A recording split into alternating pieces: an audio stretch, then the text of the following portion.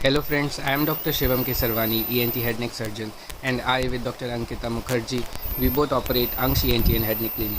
So today we did a very interesting case of a sinonasal mass in a 30-year-old male. The interesting part about the radiology of this patient was the CCT nose and paranasal sinus was showing the mass to be heterogeneously enhancing and seems to be involving the nasal septum along with erosion of the anterior wall of the maxilla. So the provisional diagnosis was query a neoplastic mass. Upon the clinical doubt, we ordered an MRI which shows a different perspective where it was not involving any of these structure. That means there was no erosion of the nasal septum or the maxillary wall, and the lesion was most likely an inflammatory lesion. So we depended upon our intraoperative finding, which endoscopically during the operation we saw that it was not at all involving the nasal septum, and the nasal septum was only bulged due to the mass that was filling whole of the nasal cavity as well as the maxillary sinus and ethmoids.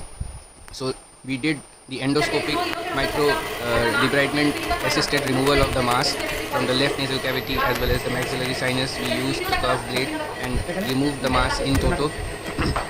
And upon successful removal, we did the endoscopic septoplasty also, as there was a definite deviation of the nasal septum, reduction of the turbinates, and we did the bilateral, that means the other side also there was blockage of the osteometal complex, so we did mini fest on the opposite side also, and then finally we cracked the nose. So it was an interesting case where the CT finding was different, MRI finding was different, and we correlated it intraoperatively and prevented the patient from any other open surgical approaches which were initially suggested by fellow colleagues seeing the radiology, that is the CT scan of the patient. By this case, we can understand that each case is important and needs thorough investigation. We at Angsh ENT and Head Neck Clinic try to deliver utmost quality care.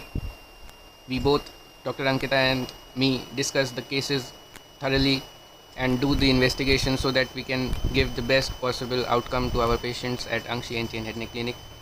We regularly do endoscopic nasal cases and otology cases. You can reach out to us at Angsh ENT and Head Neck Clinic at our Kolkata, Howrah or Berhampur branch at given number. Thank you. Stay safe, stay healthy.